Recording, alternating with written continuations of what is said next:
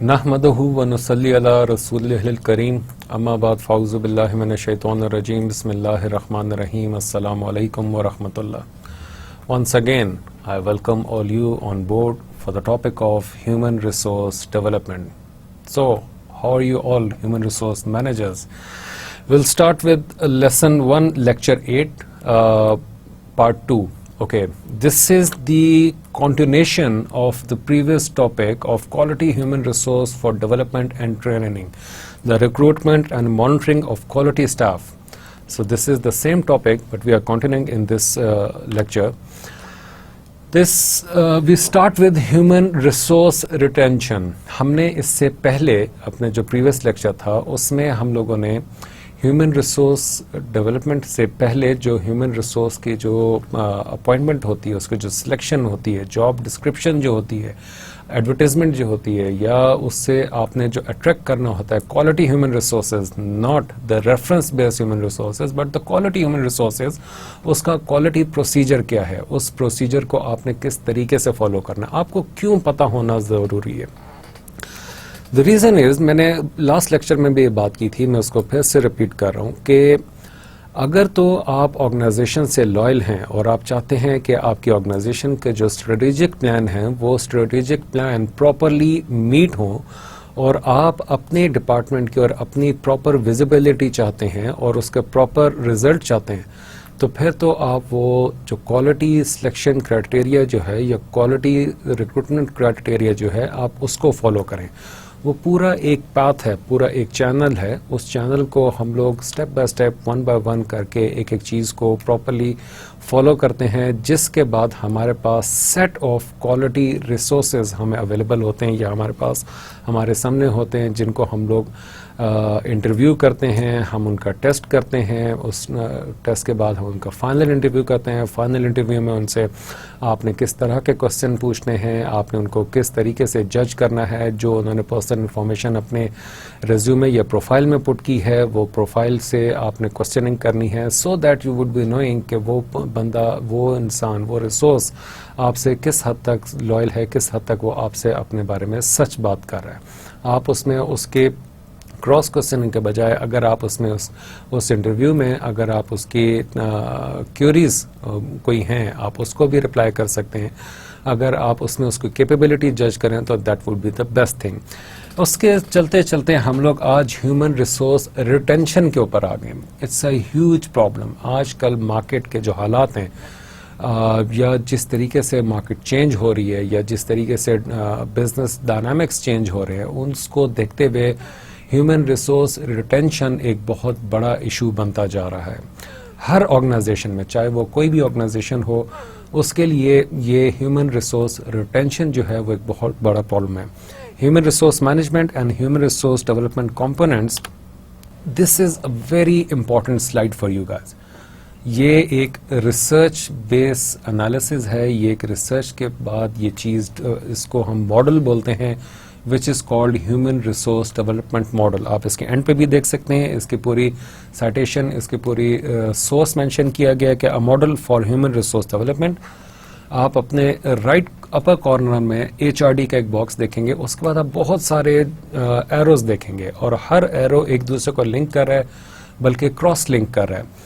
HRD से motivation, psychological contract, trust and integrity, commitment, belief, value, actions and behaviour, communication and information system, technology, management, leadership style, vision and mission. उसके बाद बीच में जो है employment and reward strategies, involvement and empowerment. अगर इसको आप थोड़ा सा गौर से देखें, मैं एक स्टेप आगे चलता हूँ. जो रिटेंशन है, ये एक पूरा का पूरा ह्यूमन रिसोर्स डेवलपमेंट मॉडल है. ये पूरा का पूरा ह्यूमन रिसोर्स डेवलपमेंट मॉडल है. इसको आज हम थोड़ा इन डेप्थ इसको स्टडी करेंगे. थ्योरेटिकल अप्रोच से हम निकल के प्रैक्टिकल अप्रोच की तरफ जाएंगे. अगर आपने इसको प्रॉपरली इस मॉडल को समझ लिया तो आई गेस आपके लिए ह्यूमन रिसोर्स डेवलपमेंट कोई बड़ा इशू नहीं होगी.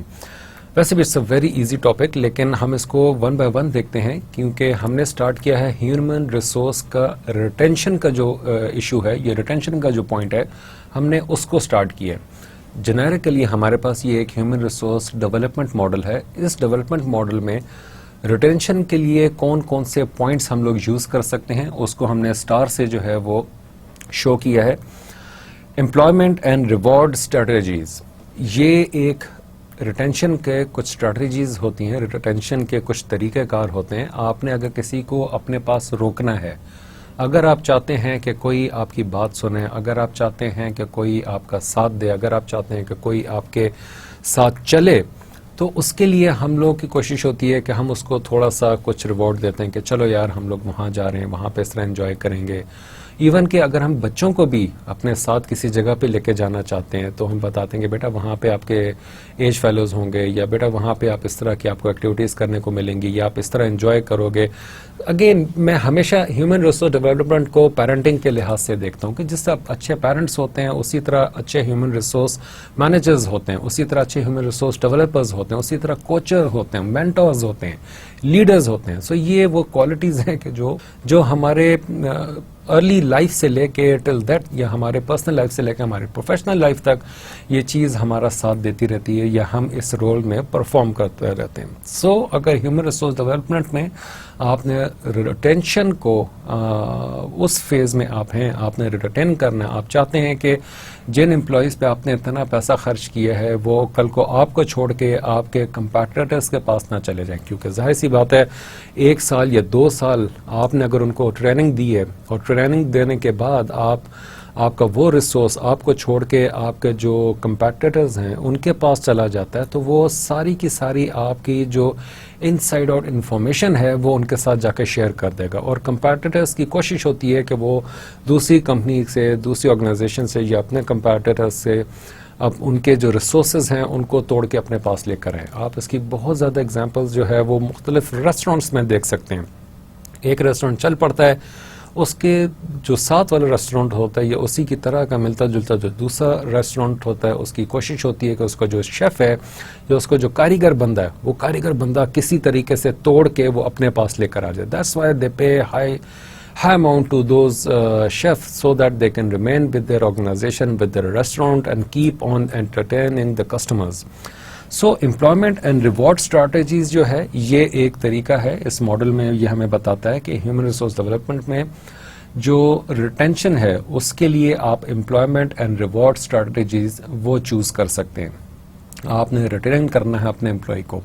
कोई भी, आप भी किसी के पास अगर काम कर रहे हैं, आप भी किसी के साथ अगर रह रहे हैं, आप भी किसी के साथ अगर चल रहे हैं, तो वो बगैर किसी वजह के नहीं होगा। ये याद रखेगा। ये एक बेसिक जिसे बॉटम लाइन कहते हैं, थिंकिंग बिहाइंड द थिंकिंग ये है कि आपको जब तक फ़ायदा नज़र नहीं आएगा उसमें, रिसोर्स में, और रिसोर्स को जब तक फ़ायदा नज़र नहीं आएगा आप में या आपके साथ या उस ऑर्गेनाइजेशन में, दोनों तब तक एक दूसरे के साथ काम नहीं करेंगे। जब तक दोनों को एक दूसरे में फ़ायदा नज़र आ रहा है, we all have to accept this thing. जाहिर सी बात है कि हम वो कोई ऑर्गेनाइजेशन में कोई बच्चा तो नहीं पाल रहे हैं ना, हमने उससे काम निकलवाना है, आपने उससे काम निकलवाना है।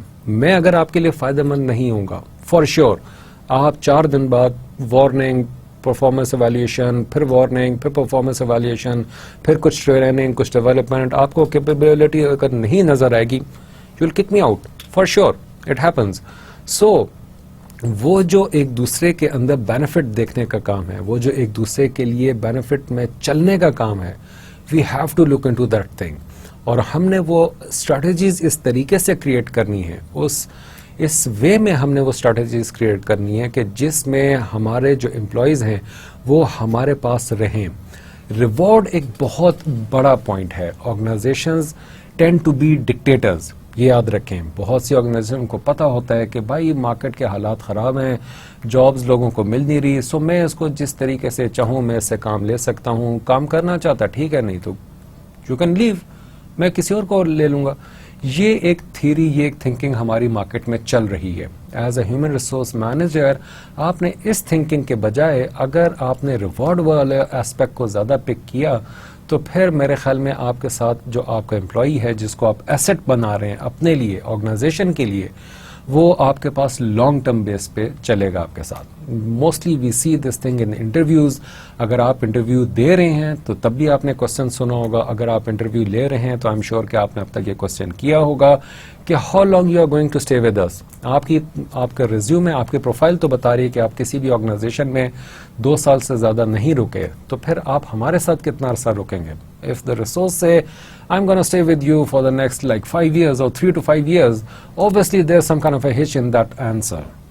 आपने उसको फिर क्रॉस क्वेश्चनिंग थोड़ी सी करनी है कि प्रीवियसली तो आप 2 साल से ज़्यादा किसी भी जगह पे नहीं रुके, तो आप हमारे साथ क्यों 3 साल या 5 years तक आप रुकेंगे?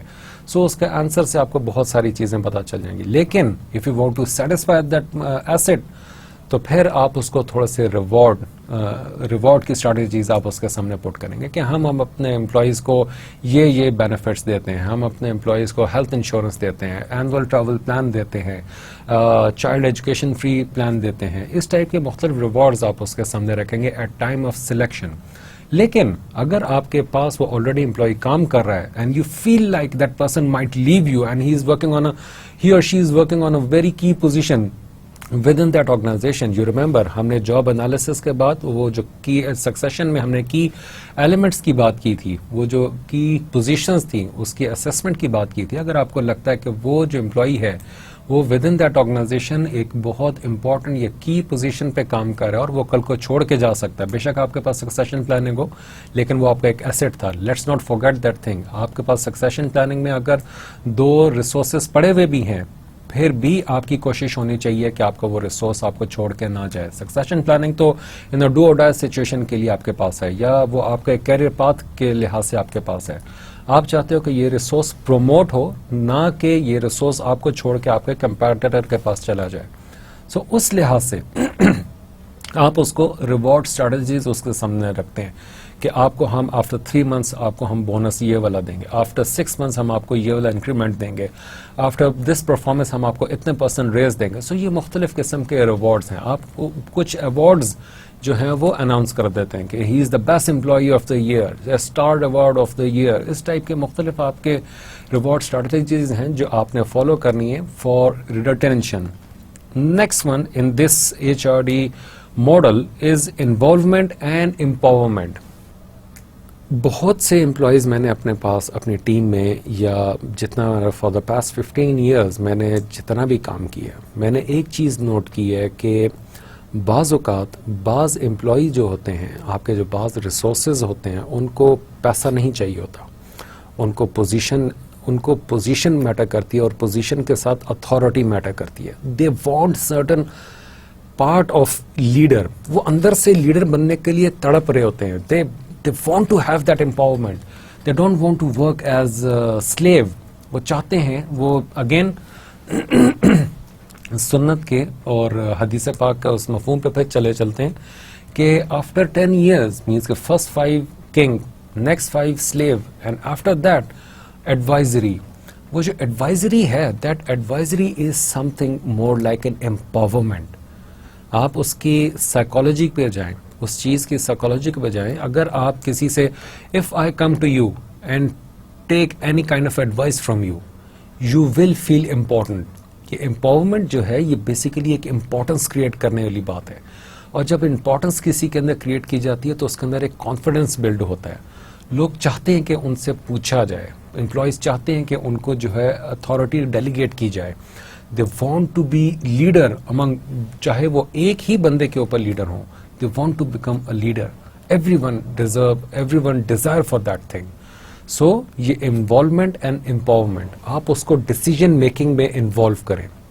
आप उसको थोड़ा सा, अगर मैं बड़ी ही typical word use करूँ यहाँ पे, आप उसको थोड़ा सा भाव ज़्यादा देना शुरू कर दें, and that is going to help you. It is going to help even that resource to gain more confidence, to have that specific motivation. सो ये चीज़ जो है ये आपके एक और स्ट्रेटजी बन जाती है फॉर रिटेंशन। जितना ज़्यादा आप लोगों को अपने साथ इन्वॉल्व करेंगे, नंबर 1 उनका ट्रस्ट आप पे बढ़ेगा। ठीक है, it is a very important strategy empowerment और इन्वॉल्वमेंट की। Even if you want your children, even if you want your single child to be raised as a motivated and self-confidence person, आप उसके साथ डिस्कशन किया करें, आप उसको थोड़ा सा मोटिवेट करें, आप उससे कुछ एडवाइसेस लिया करें कि हाउ अबाउट कि हम ये चीज़ परचेज करें या ये चीज़ परचेज करें। इफ इवन आपको पता है कि वो बच्चा है, उसको नई चीज़ों का इतना पता, 10 साल 12 साल का उसको नहीं idea, still if that your child says के okay no let's buy this thing, आपने उससे एडवाइस मांगी, आपको ये चीज चाहिए थी, उसने कहा कि ये चीज लेते हैं, आप उसको फिर वहां पे टीच करें। अगेन वो बच्चा आपका रिसोर्स है, आपका एसेट है, और वो एसेट आप उसको देखें अपने ऑर्गेनाइजेशन के लिहाज से भी, दोनों को एक दूसरे के साथ मैप करें, your own child and employ within your organisation.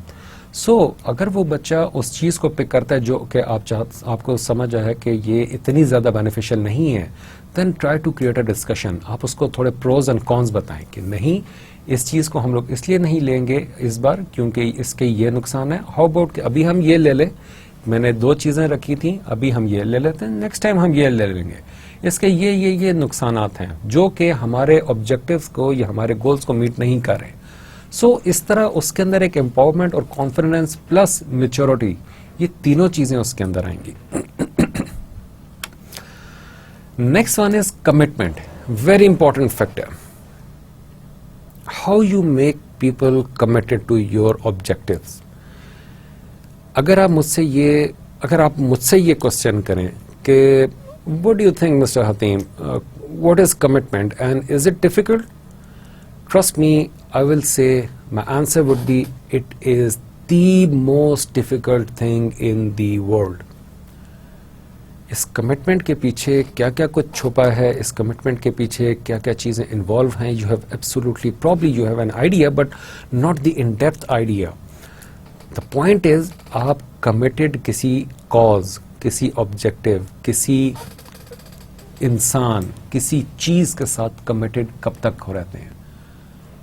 Even के कोई रिलेशनशिप होता है, चाहे हस्बैंड वाइफ है, चाहे फादर सन है, चाहे सन फादर है, चाहे डॉटर फादर है, जो भी रिलेशनशिप इस दुनिया में है, उस रिलेशनशिप में भी एक दूसरे के साथ कमिटमेंट, हस्बैंड वाइफ की आपस में कमिटमेंट, बाप बेटे की आपस में कमिटमेंट, एम्प्लॉयर की आपस में कमिटमेंट, हर किसी की एक दूसरे के साथ कमिटमेंट वो किसी वजह के साथ होती है।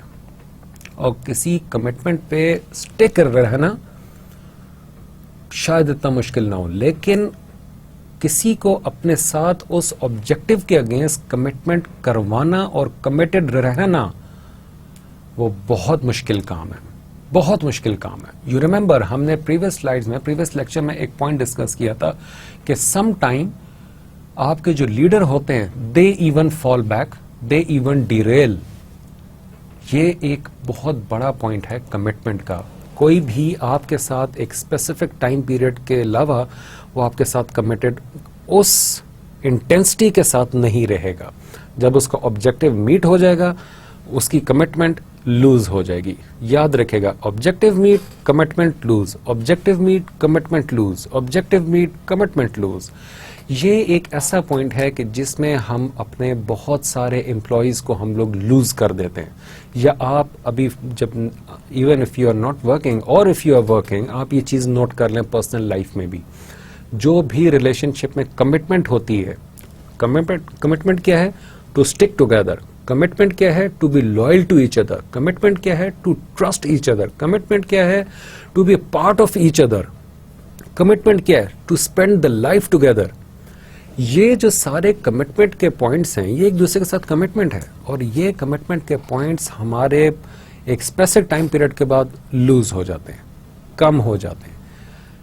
आपने अगर किसी को कमिटेड करवाना है अपने आप के साथ, trust me, one thing and the most important thing that you have to do is to create the interest. अगर वो इंटरेस्ट उसके अंदर आपके ऑब्जेक्टिव, लेट्स से कि आपका ऑब्जेक्टिव ये है, this is your objective, this is your objective to make this pen, ये आपका ऑब्जेक्टिव है। यू हायर मी, मुझे क्या इसमें इंटरेस्ट है कि मैं इस ऑब्जेक्टिव को मीट करने में आपको हेल्प करूं, अनलेस अनटिल आप मुझे कुछ पैसा शो ना करें, अनलेस अनटिल आप मुझे कुछ एक्स्ट्रा बेनिफिट्स शो ना करें, अनलेस अनटिल आप मुझे कोई एक्स्ट्रा रिसोर्सेज ना दें, अनलेस अनटिल आप मुझे एम्पावरमेंट ना दें, अनलेस अनटिल आप मुझे डेलीगेशन अथॉरिटी ना दें, अनलेस अनटिल आप मुझे एक स्पेसिफिक पोजीशन ना दें। There are many factors. ये सारे फैक्टर्स जो मैंने तक आपको कैलकुलेट कराए हैं, ये आप पर्सनल लाइफ में भी उठा के देख लें, आप हर रिलेशनशिप में उठा के देख लें। If that interest point factor is not there, वो जो इंटरेस्टिंग फैक्टर है ना, अगर वो नहीं है, ये कमिटमेंट वाला पॉइंट कभी भी फुलफिल नहीं होगा, ये याद रखिएगा. So you being a human resource developer now you are no more human resource manager only. आप क्योंकि साइकोलॉजिकली आप चीजों को अब देख रहे हैं, साइकी समझ रहे हैं चीजों की, लोगों की, सो उसके मुताबिक जब आप चल रहे हैं, if you know my psyche कि मुझे क्या पसंद है, आप मुझे कभी भी मेरे अंदर इंटरेस्ट नहीं क्रिएट करवा सकते अपने ऑब्जेक्टिव का, कभी भी नहीं. आप मेरी जरूरत जरूर हो सकती है वो जॉब करना, मजबूरी हो सकती है कि मुझे मार्केट में कोई और जॉब नहीं मिल रही, तो that's why I join you. बेशक I flunked on few things, maybe I said few things which were not even within me, but I convinced you. लेकिन after specific time I will leave you. I will not be your asset anymore. I'll be asset of someone else. So आप अगर चाहते हैं कि आपने मुझसे काम निकलवाना, if you know that I am a very good resource, I am a capable resource, high potential resource, तो फिर आपने वो इंटरेस्ट का फैक्टर जरूर क्रिएट करना है. वो इंटरेस्ट का फैक्टर्स कैसे क्रिएट होते हैं, वो सारे पॉइंट मैंने अभी आपको बताए. ये 3 पॉइंट्स ये 3 पॉइंट्स ये कि आप high position, high reward, authority, delegation, आपने कमिटमेंट, ये सारी एडवाइजरी, ये सारी चीज़ें जो हैं आपने कमिटमेंट का पार्ट बनवानी है.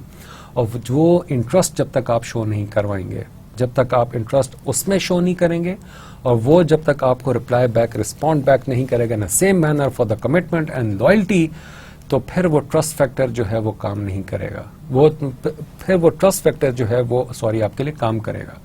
ये ट्रस्ट फैक्टर उस वक्त तक रहेगा जब तक we both have mutual interest. Even आप फ्रेंडशिप को उठा के देख लें, even the closest friend within your group, आपका जो बेस्ट फ्रेंड होगा, जब तक आप दोनों में कोई कॉमन इंटरेस्ट आप लोगों में नहीं होंगे, कॉमन थिंकिंग शेयर कोई चीज़ नहीं होगी, तब तक आप एक दूसरे के साथ फ्रेंड नहीं रहेंगे. जब आपके अंदर वो कॉमन इंटरेस्ट क्रिएट हो जाएंगे, then you finally become very good friend, close friend. आप कहते हैं कि वो मेरा दोस्त है, लेकिन ये मेरा बेस्ट दोस्त है.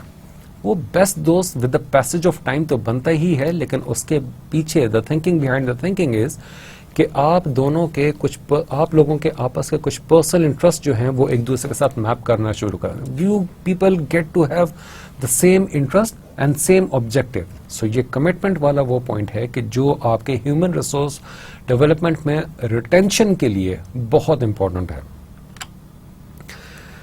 Then the motivation. नाउ आप अगर देखें, थोड़ा गौर से देखें इस फ्लो को, कि पहले employment and reward strategies means के वो पैसा इज द मेजर फैक्टर हमारी जिंदगियों में. फिर उसके बाद इन्वॉल्वमेंट एंड एम्पावरमेंट मींस के डेलीगेशन, अथॉरिटी, दैट पोजीशन, वो एक. फिर उसके बाद इन दोनों चीज़ों के थ्रू आप उसकी कमिटमेंट, वो इंटरेस्ट, वो objective, to meet that objective, वो वाला point. And then the motivation factor. Motivation आपको बहुत सारी चीज़ों से मिलती है. आपने ऑब्वियसली अब तक वो मोटिवेशनल थियरीज आपने बहुत सारी पढ़ ली होंगी, आपने मैस्लो थ्योरी ऑफ हायरार्की, वो सारा कुछ आपने पढ़ लिया होगा. मोटिवेट आप कैसे करते हैं? आप किसी को, लेट्स से अपना आपका चाइल्ड है, you have a child and then you have to motivate that child either for studies और आइदर फॉर डिबेट्स और फॉर स्पोर्ट्स. वो जो भी चीज़ है, हर लिहाज से आपने उसको मोटिवेट करना है. मोटिवेशन कैसे आप करते हैं? Very important point.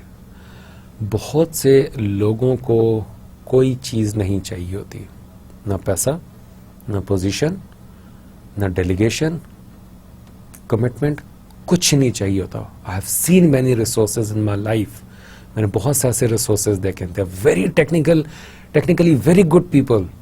उनको सिर्फ एक चीज़ चाहिए, तो उनको पैसा नहीं चाहिए होता, उनको सिर्फ एक चीज़ चाहिए होती है, PAT on the back, well done, good, recognition. जो रिकग्निशन वाली चीज़ है ना, टू रियलाइज. आप इसकी एग्जाम्पल इस तरह उठा के देख लें. माँ, motherhood, very very beautiful thing in our lifes. Allah सबकी वालदा को ज़िंदगी दे और खुश रखे. माँ बेचारी सारा दिन काम करती है. She is the human resource manager, yet she is also resource of a family. एक एसेट है फैमिली का. सारा दिन काम करती है, सब कुछ करती है, and the work she do is a thankless job. Her job is actually a thankless job. कोई इसको थैंकफुल नहीं होता कि माँ बेचारी सारा दिन, हस्बैंड भी नहीं सोचेगा, बच्चे भी नहीं सोचते हैं, माँ सुबह उठती है, नमाज पढ़ती है, तहज्जुद पढ़ती है, नमाज सारा कुछ, फिर बच्चों का खाना, फिर घर की सफाई, everything. She sacrificed her own self for the well-being of her own family. So in the end she is actually doing a thankless job. So वो जो thankless job है उसमें अगर बच्चा बड़ा होकर सिर्फ इतना कह देता है कि मेरी मदर ने मेरे लिए सारी ज़िंदगी ये किया है और मैं उसके बदले में मैं अपनी माँ की इज़्ज़त करता हूँ, रिस्पेक्ट करता हूँ, रियलाइज़ करता हूँ, रिकग्नाइज़ करता हूँ उनकी सर्विसेज को, trust me that is the biggest reward that you can give to her. और यही चीज़ मैंने बहुत बार, बहुत जगहों पे, बहुत सारे रिसोर्सेज में देखी है। रिसोर्सेज मैं उनसे पूछता था कि आपको मैं इंक्रीमेंट दे देता हूँ, एंड लाइक कि नो, इंक्रीमेंट नहीं चाहिए। ओके फाइन, इंक्रीमेंट मिल गया, they were happy for like 1 month and then they were again back to the same position. Okay, I give you a next position. Okay, they were happy for again 1 month, 2 months and then back to the same position. Okay, we create certain interest point. No, वो भी काम नहीं किया, तो फिर क्या चीज़ काम की?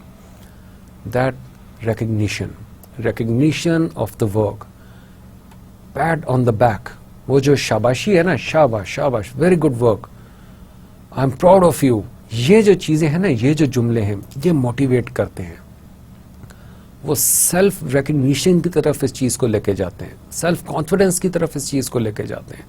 सो ये मोटिवेशन एक ऐसा फैक्टर है कि जो अगेन आपकी एम्प्लॉय या रिसोर्स रिटेंशन में आपको बहुत ज़्यादा हेल्प करेगा। सो ये जो 4 मेजर पॉइंट्स या टेक्निक्स हमने आज समझी in human resource development model, अगर आप इस मॉडल को ओवरऑल समझें तो आपके लिए ह्यूमन रिसोर्स डेवलपमेंट को ओवरऑल समझना बिल्कुल आसान हो जाएगा। इन्वेस्टर्स इन पीपल कौन होते हैं? ये आपके सामने डायग्राम, एक फिगर आपके सामने मैंने रखी है। आप इस ऊपर जो हेडिंग है, ये जो ऊपर हेडिंग है, इस हेडिंग को आप थोड़ा सा गौर से समझें।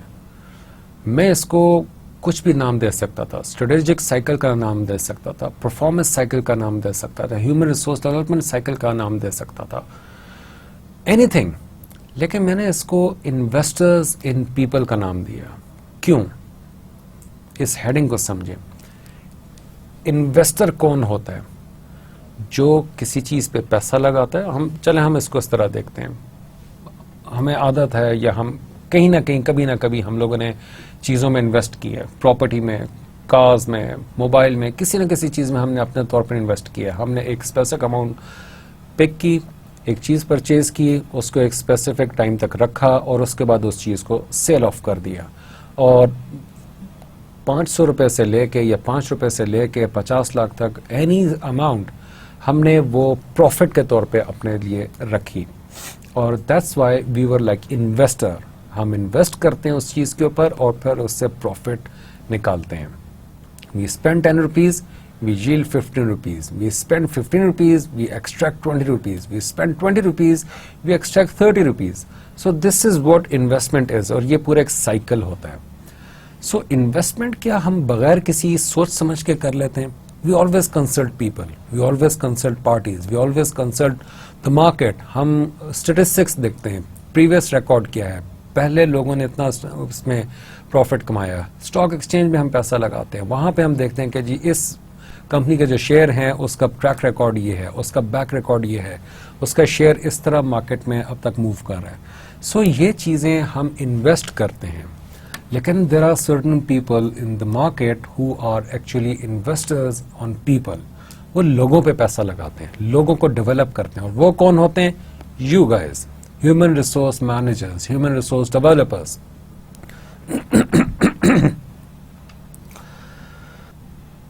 हम इसके जो सबसे पहले इसका जो इनर सर्कल है, हम उस इनर सर्कल को देखते हैं। वो क्या कहता है? Improving performance. उस इम्प्रूविंग परफॉर्मेंस के बाद जो उसका आउटर सर्कल है, उसमें आप अगर गौर से देखें, first is plan, then do and then review, then again plan, then do then review. ये एक साइकिल है, ये हमारी पर्सनल लाइफ से लेके, हमारी बर्थ से लेके हमारी डेथ तक ये साइकिल चलता रहता है, पर्सनल लाइफ में भी, प्रोफेशनल लाइफ में भी। In any mean, in any way ये चलता रहता है और चलना चाहिए। इम्प्रूविंग परफॉर्मेंस में आप सबसे पहले प्लान करते हैं। आपके सपोज करें कि आपके एग्जाम्स हैं, सपोज करें कि आपका नेक्स्ट लेवल ऑफ एजुकेशन है, आपने यूनिवर्सिटी में एडमिशन लेना है, स्कूल में है, स्कूल से कॉलेज में जाना है, कॉलेज से आपने यूनिवर्सिटी में जाना है, आपका प्रीवियस ग्रेड 3 था, उसके बाद आपने 3.5 पे जाना है, 3.5 से आपने 4 पे जाना है। So this is your willingness to learn and willingness to improve. This willingness to improve leads to the improvements in performance. Improving your performance से इफेक्टिव बन जाता है। आप प्लान करते हैं। Now what plans is developing strategies to improve the performance of the organisation. हम यहाँ पे ऑर्गेनाइजेशन का वर्ड थोड़ी देर के लिए निकाल देते हैं। Let's say you are a bowler.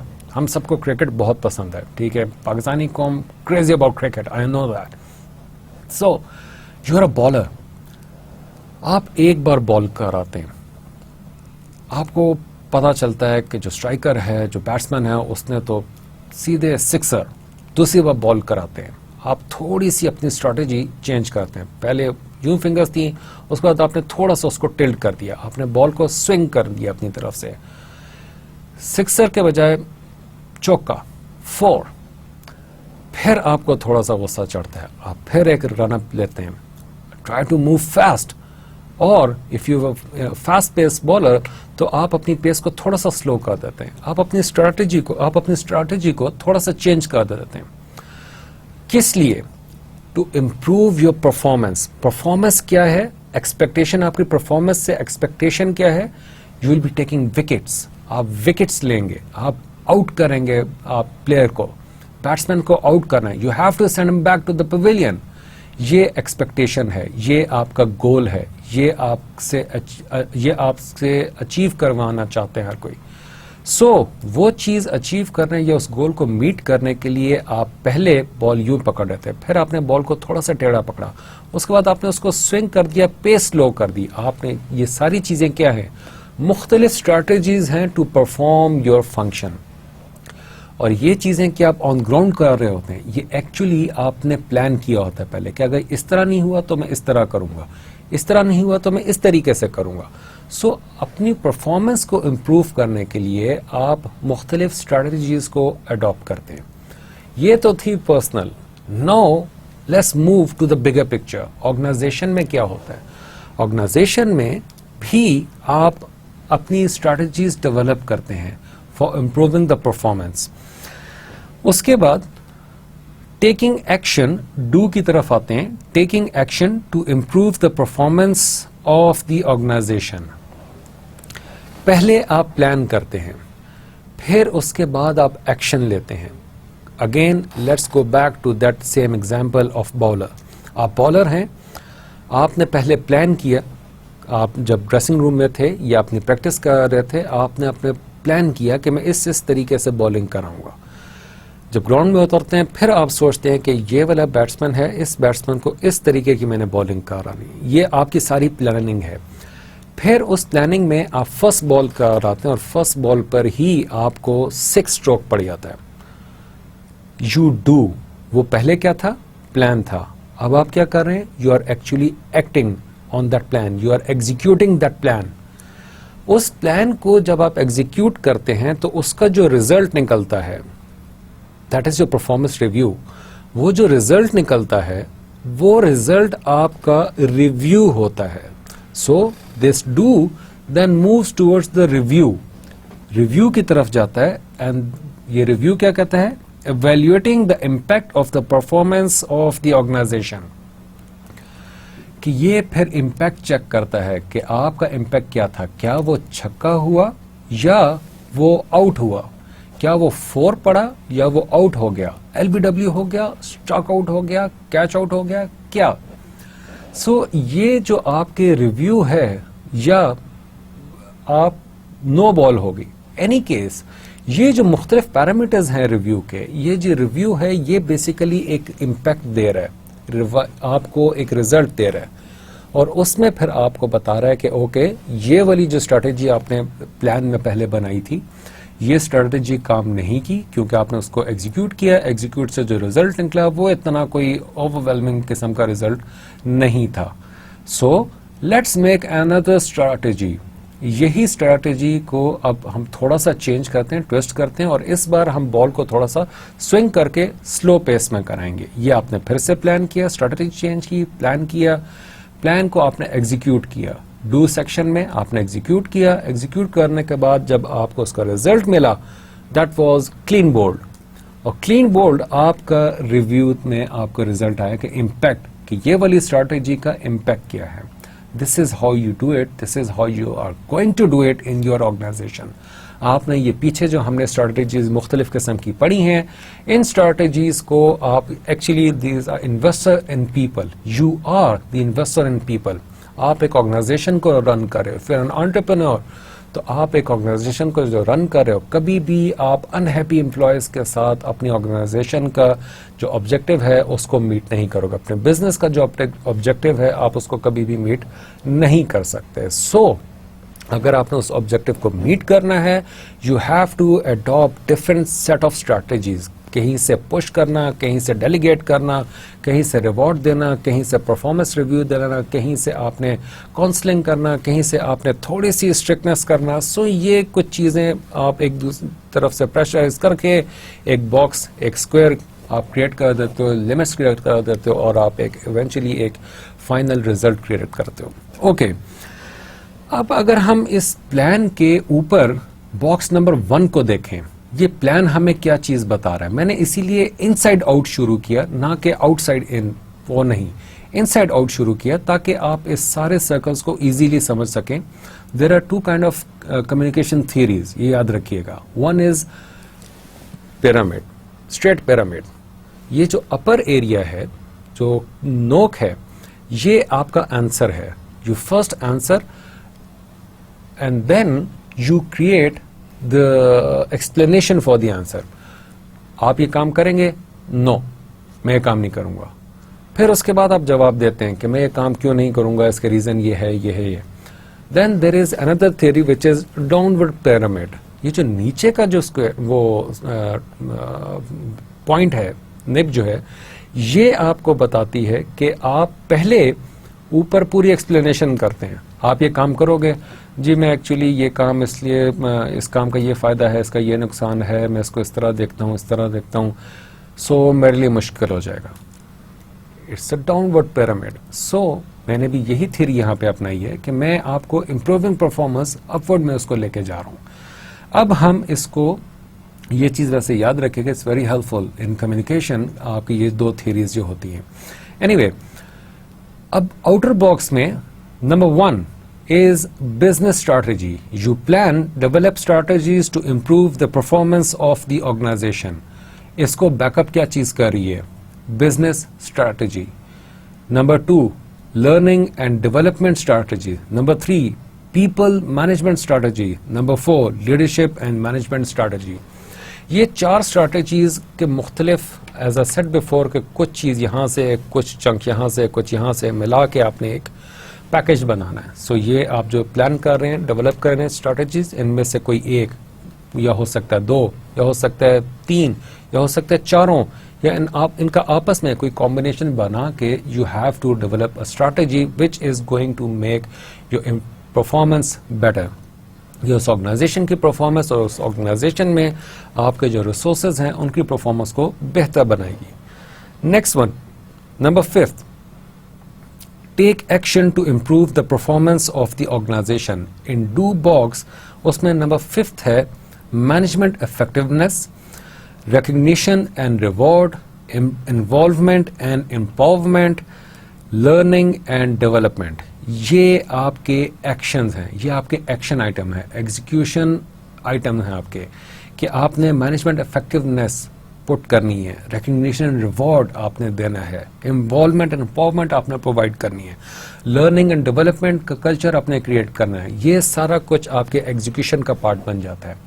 उसके बाद 9th एंड 10th आपके रिव्यू में अगर आप देखें तो पहले प्लान में आपके 4 एरिया थे।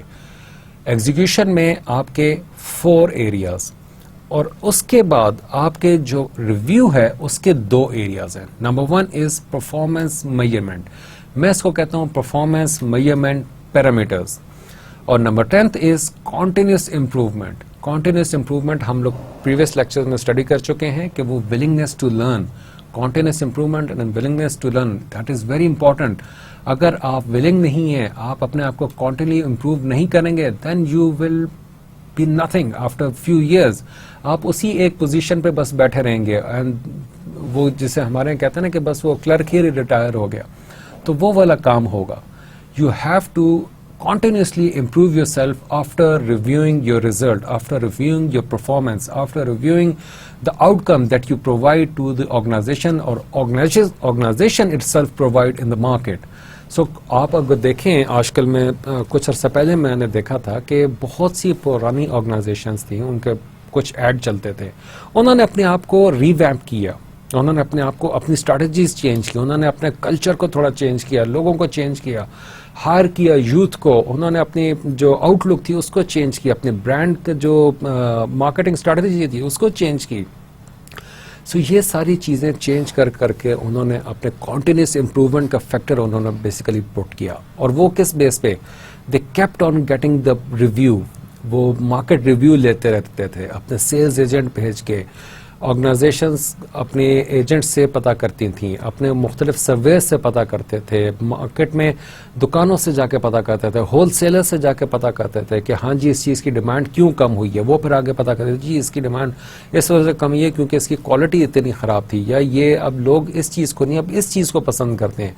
वो एक ज़माना था कि जब वो डेंटोनिक का बड़ा इश्तिहार आता होता था, अब ऑब्वियसली वो कहाँ डेंटोनिक, कहाँ कॉलगेट, सो वो फिर वो मिसवाक का फिर एक इश्तिहार बन गया, फिर मिसवाक एक आना शुरू हो गया। इस तरह के बहुत सारी इंप्रूवमेंट होती है, probably they are the same organisation at the back end, लेकिन वो अपने फिर परफॉर्मेंस रिव्यू से ऑर्गेनाइजेशन अपने आप को चेंज करती है, और उसके जो चेंज है वो फिर आपके एम्प्लॉय के ऊपर आता है, एम्प्लॉय फिर अपने आप को चेंज करता है। वो सारा कुछ जो है वो आपस में इंटरलिंक्ड है through human resource department, human resource manager.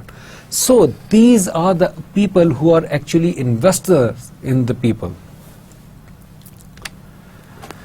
Performance and retention, इसका आपस में क्या लिंक है? Let's see. Induction, probation, staff performance review, staff development, career development and succession planning, total reward package. Performance का और retention का आपस में ये दोनों चीज़ें आपस में कैसे लिंक करती हैं, ये क्या कॉन्सेप्ट है, हम इसको आगे फिर वन बाय वन कर स्टडी करते हैं। इंडक्शन, रिस्क एंड बेनिफिट्स क्या क्या हैं? Unsatisfactory performance and low job satisfaction, absenteeism, high labour turnover and resignation और dismissals, tribunal cases if employ complain of unfair dismissal because of inadequate training, high demands on managers, accident leading to injuries and or prosecution, mistakes which are costly to the company. Induction के against क्या क्या risk हैं, क्या क्या problem है? Now you see कि मैंने आपको पीछे क्यों कहा था कि आपने 2 चीज़ों को जहन में हमेशा रखना है, कॉस्ट और रिस्क। हर चीज़ के पीछे कॉस्ट जुड़ी है, हर चीज़ के साथ एसोसिएटेड है रिस्क, एक या मैनी रिस्क, ठीक है। सो आपके इंडक्शन जो है, आप इंडक्ट कर रहे हैं किसी को, उसकी बैक एंड में उसके रिस्क क्या क्या है, उसके बेनिफिट्स क्या क्या हैं। वो unsatisfactory performance and low job satisfaction, या तो वो अनसेटिस्फैक्ट्री परफॉर्मेंस है क्योंकि हम लोग पढ़ रहे थे परफॉर्मेंस एंड इंडक्शन, तो उसमें आपके अनसेटिस्फैक्ट्री परफॉर्मेंस है या लो जॉब सेटिस्फैक्शन है। एब्सेंटिज्म है other employ, high labour turnover and resignation और डिसमिसल या डिसमिसल की तरफ है। Tribunal cases if employ complain of unfair dismissal because of inadequate training, it's not only कि आपने किसी को उठा के निकाल दिया, अगर आप किसी को निकालते हैं then there must be a valid reason. Government organisation या वो organisation which are strictly bound through the legislation या एनी सिक्योरिटी एक्ट, तो फिर वो आप बहुत बार टीवी में या खबरों में देखते होंगे कि वो कोर्ट में चले गए, कोर्ट में जाकर कोर्ट ने उनको रेस्टोरेशन का ऑर्डर दे दिया। सो ये बाज़ औक़ात उसके पीछे जो रीज़न होते हैं वो एम्प्लॉय साफ कहता है कि मुझसे ये काम करवा रहे थे, दे न्यू दैट कि मुझे काम नहीं आता था, अगर मुझे इसकी प्रॉपर ट्रेनिंग ये प्रोवाइड करता तो मैं काम कर सकता था। मेरी केस हिस्ट्री, मेरी पास्ट हिस्ट्री शो करती है कि मैंने इस टाइप के काम आफ्टर सर्टन ट्रेनिंग मैंने इस तरह के काम बेहतर तरीके से किए हैं। सो वो आपके ऊपर उल्टा केस हो जाता है। High demands on manager, obviously अगर मार्केट में कोई एक ऐसी सेट ऑफ जॉब निकली है कि जिसके लिए स्पेसिफिक स्किल सेट चाहिए, तो वो फिर उसके लिए मुख्तलिफ लोग उनकी डिमांड बढ़ जाती है। Accidents leading to injuries and और प्रोसिक्यूशन, कोई एक एक्सीडेंट हुआ, ऑन जॉब एक्सीडेंट हो गया और उसके ऊपर जो है वो कंपनी को लॉ सूट फेस करना पड़ गया। वो लॉ सूट फेस करते करते कंपनी को hundreds and millions of dollar जो है वो पे ऑफ करने पड़ गए। इसकी बहुत ज़्यादा एग्जांपल्स आपको अमेरिका, यूरोप, वेस्टर्न कंट्रीज़ में आपको मिलती हैं। Mistakes which are costly to the company, बहुत बार ऐसा होता है कि ऐसी आपको टोयोटा की एग्जांपल मिल जाती है, आपको होंडा की एग्जांपल मिल जाती है, आपको इवन सो एंड सो आपको मर्सिडीज़ की एग्जांपल मिल जाती है। मर्सिडीज़ ने एक कार लॉन्च की स्टेशन वैगन टाइप, उसके अंदर एक फॉल्ट निकल आया एंड वो फॉल्ट कंपनी को इन बिलियंस ऑफ डॉलर का लॉस उसको कंपनी को फेस करना पड़ गया। With the best will in the world, induction cannot be described as a glamorous, exciting facet of people management. In fact, it often degenerates into a hastily organized chore, a task that line managers can see as being merely a distraction from more important duties. Probation क्या चीज़ होती है?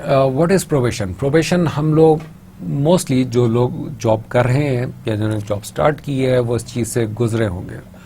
Probation या so and so even in universities वो probe लगना, probation period, वो चीज़ क्या होती है? A testing of conduct or character of person, especially of candidate for employment. Staff grades 1 to 5 up to a maximum of 6 months, reviewed at 4 to 12 weeks. Staff grades 6 to 9 up to maximum 12 month. ये मुख्तलिफ criteria रखे हुए हैं। हर किसी के हर एक cadre के अपनी एक प्रोबेशन होती है और उसको फिर परफॉर्मेंस के साथ मैप किया जाता है और उसका रिव्यू किया जाता है और फिर उसको जो है फ्रॉम प्रोबेशन टू परमानेंट का स्टेटस प्रोवाइड कर दिया जाता है। Staff performance review, a cultural shift within a resource towards an acceptance of performance management. पहले तो स्टाफ परफॉर्मेंस के एक पॉइंट को समझे आप। People don't like to be judged. ये एक ह्यूमन साइकोलॉजी है, it's a normal human psychology. लोगों को नहीं पसंद होता कि उनको कोई जज करे, उनको कोई टेस्ट करे, लेकिन जब वो एक कल्चर क्रिएट हो जाता है, what is culture? Culture is man made environment. ये बड़ी सिंपल सी इसकी डेफिनेशन है, it's a man made environment.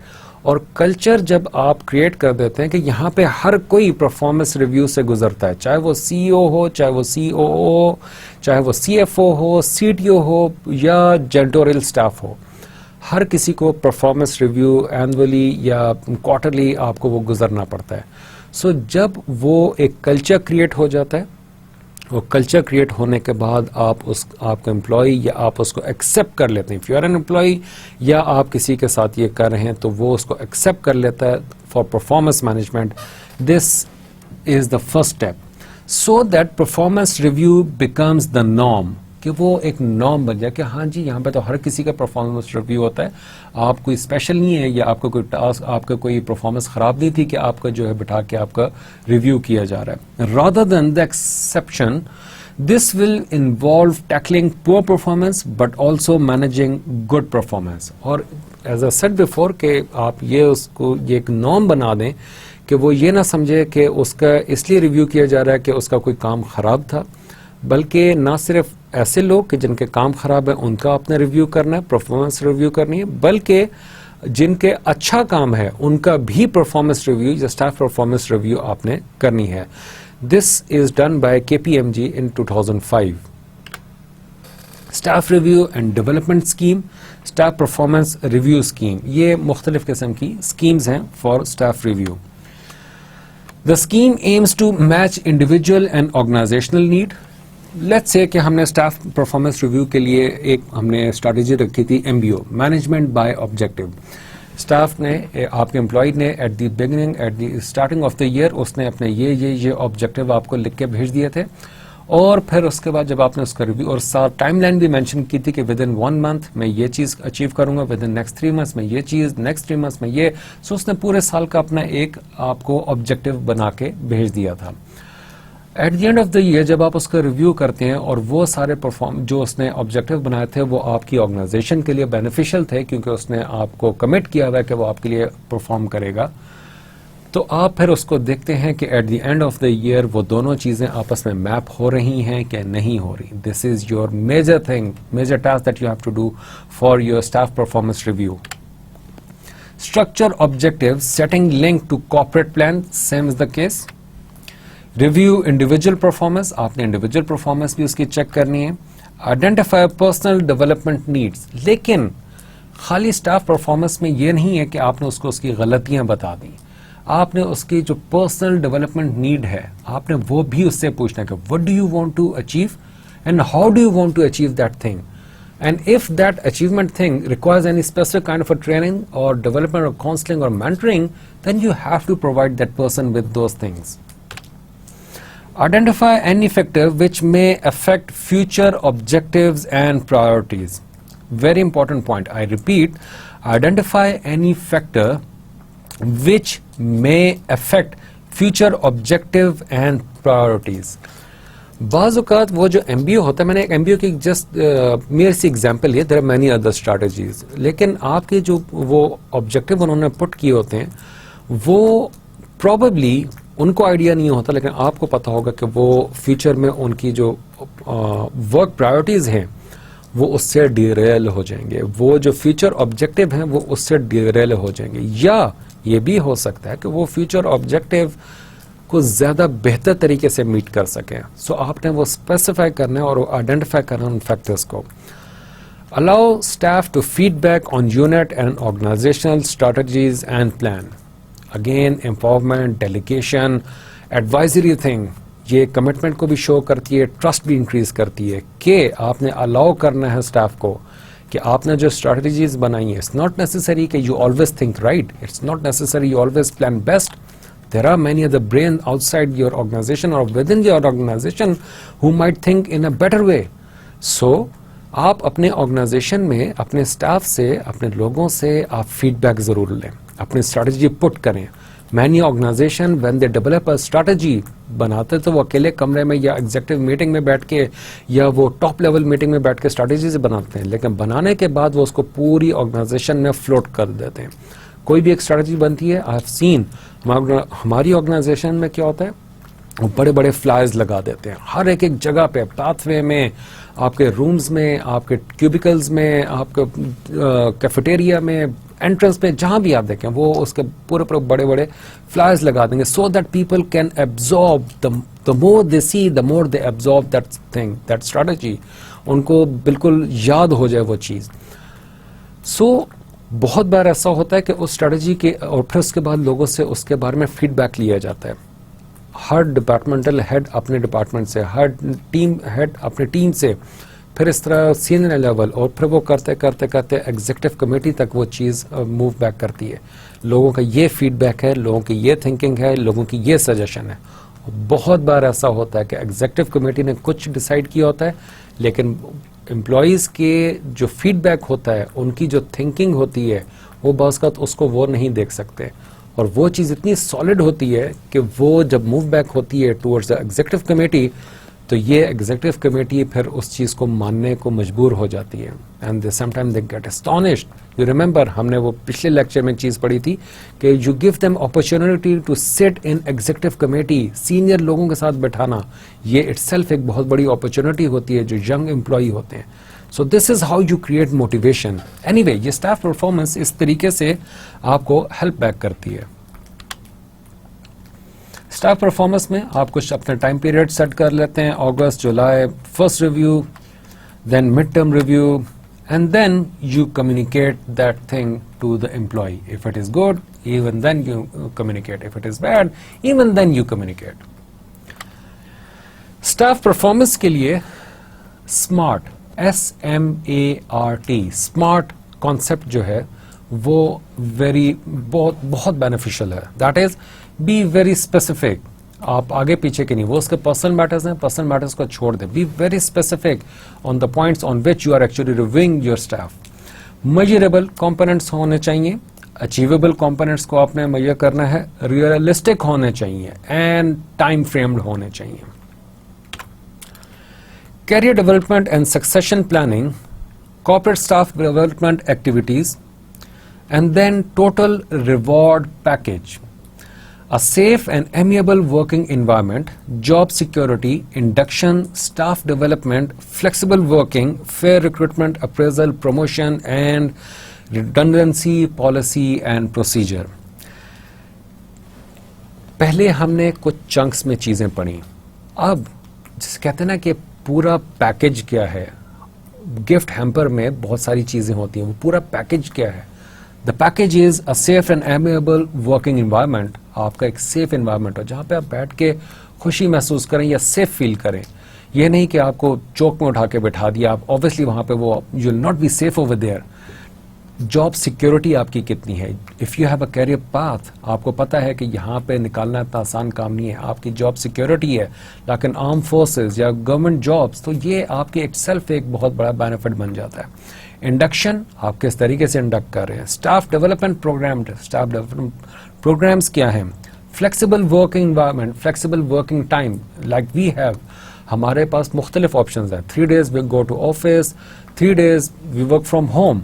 तो इस तरीके के आपके पास मुख्तलिफ flexible working hours, flexi hours भी हैं. You come late, you go late, you have to complete your working hours.